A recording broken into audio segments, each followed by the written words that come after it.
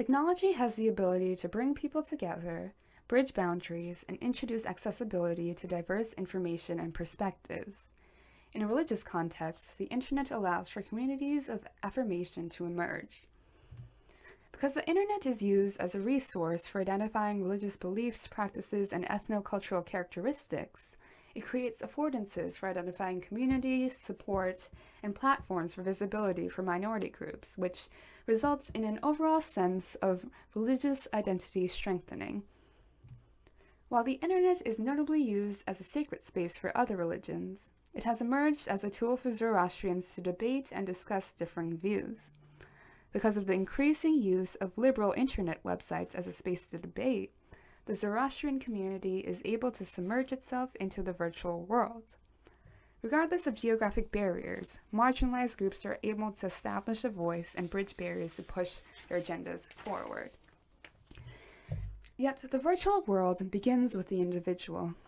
Identity and personalization that comes with virtual context is essential to social media networks. The elements that construct the Zoroastrian's physical identity is able to be translated onto a digital platform.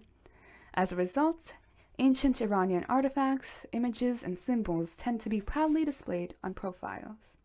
This also results in an increased sense of Iranian nationalism that tends to cross over with the Zoroastrian faith. But the very act of choosing to display allusions to Iran and Iranian history shows that there is the ability for a community to be formed through the shared identity. These communities emerge under different branches of online information distribution and acquisition websites. First, this can be seen through the prevalence of informational websites. One of the top visited websites by Zoroastrians is avesta.org. The site is run by a prominent member of the online Zoroastrian community and offers a wealth of information on everything from different prayers to other websites that are credible and relate to the religion. Now, moving on to social media. According to an extensive analysis done in 2008, there were 210 Yahoo groups used by Zoroastrians to communicate with one another.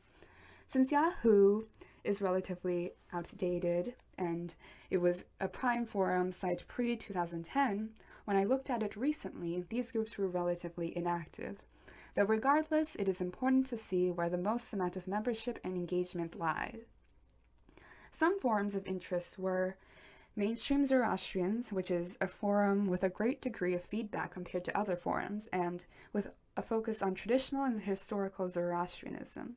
And another Yahoo group that was quite popular was Zoroastrian Acceptance 2, which was a forum for converts or people who were generally interested in discussing the scriptures of Zoroastrianism.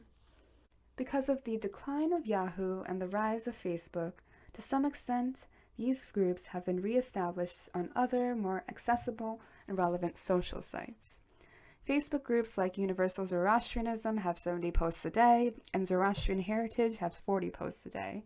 These groups are all relatively active and are very updated. Throughout all the social media platforms, YouTube seems to be the most abundant with informational and discussion-based content. There are ultimately so many categories of videos that can be explored on YouTube. This video, titled Zoroastrian Worship, is an upload of a 1999 mini-documentary showcasing insight into the way these people lived. Permitted by Iran's ruling mullahs to wear their traditionally bright colours, they stand reassured by their three basic tenets. آزادن بچه‌ها خودشون تو دین خودمون آزادی به اندازه کافی وجود داره که دیگه مشکل داشته باشن دیگه گفتار نیک کردار نیک داریم دیگه احتیاجی نیست بریم دین دیگه همینو نگه دارن زندگی خوب و راحتی دارن دیگه. This video, Healing Zoroastrian Prayer, is a re-upload from the Zoroastrian Heritage page. Here we can listen to and follow along with a prayer. The description says that this prayer is to be self-prayed for anybody who is suffering from sickness, illness, and disease. Here goes. Yatha ahuerio atharatush ashachid hacha wangeush dasdaum ningo. This video is titled Why I Do Not Believe Zoroastrianism. It's a 32-minute long video produced by Shady Oak Ministries discussing the historical and moral reasons as to why this ministry does not believe in Zoroastrianism. That's all well and good to say on paper, but let's actually look at the content and see if that lines up with history. Is this belief consistent? Historically, no. The claim that Zoroastrianism, as we know it today, predates Christian beliefs, we're defining our terms here, are based entirely on two factors, meaning if I was to make that claim, two things are required. I need to know nothing about Christianity, and I need to know nothing about Zoroastrianism. This video, titled The Origin of Angels and Satan, Ancient Persian Zoroastrianism, Fire Worship, Pink Work, Robot Talk, is an experimental animation video which shows an extraterrestrial entity entering a Zoroastrian worship hall and talking with the highest priest there. As you rightly said, we do not have any posters or we do not have any advertising. Right. So sometimes I've often been asked I've often been told that Zoroastrianism is a very mysterious religion. Yes, yes. Which is exactly. not. Our religion teaches, I have three main teachings in our religion. Yes. Which is Humata, Hukta and Huvarashta, meaning good thoughts, good words and good deeds. That's what we showed it on your card, right? That's correct. Yes. So it's Humata means good thoughts, Yes. Hukta with good words, Yes. Huvarashta good deeds. It's a very simple, very logical teaching. When you think good, you'll automatically speak good. And when you speak good, you'll automatically do something good. The final video, Understanding Zoroastrian Rituals, is interesting because it's a virtual reality video which offers full immersion into a Zoroastrian ritual called the yasna. The video cuts down the 3-hour ritual into 3 minutes. Non-Zoroastrians are not allowed to see this ritual, so this offers some insight into this ritual. So the yasna ritual, in a way, is a very beautiful way of putting forward the journey of a soul. So the analogy goes something like this. In the beginning, water is drawn from a well. It is like the soul coming out from the divine world, from the spiritual world. So here the well is the spiritual world and the water drawn out is the soul. Atha jine umayo tara. As we can see, a mere YouTube search of Zoroastrianism leads to thousands and thousands of uniquely purposed videos ranging from providing entertainment, education, to how-tos on film and animation. These videos offer Zoroastrians the ability to bridge the boundary between geography and time so that Zoroastrians can continue to visit and revisit this creation of living history.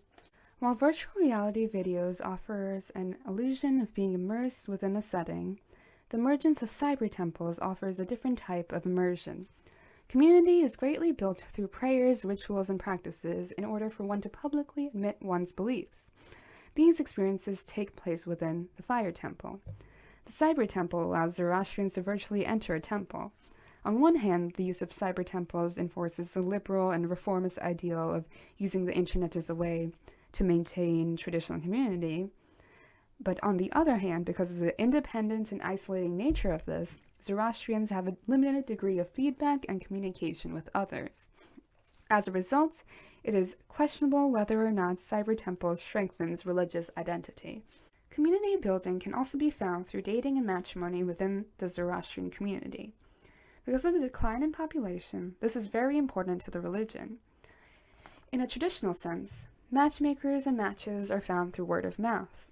In one article, Zareen Hafwala was described to be a matchmaker with an international database of Zoroastrian bachelors and bachelorettes. While this isn't necessarily digitized and able to be accessed by everyone, there were 2 databases I identified where individuals can register and make profiles to meet someone online. The first is parsizoroastrianism.com/matrimonial, and the second is zoroastrianconnection.com. Though, with the added pressures of the digital age and the need to contribute to combating Zoroastrian extinction, the government has intervened to create financial incentives for Parsi families to reproduce. If we take it a step further, we are able to see the influence of dating apps such as Tinder. Apro is an example of a dating app tailored towards Zoroastrians and Parsis. The location is non-restrictive, which allows Zoroastrians to meet and connect with others all over the world. By capitalizing on technology and social media, Zoroastrians are able to build tools and build communities to continue their religion and hopefully prevent the population decline.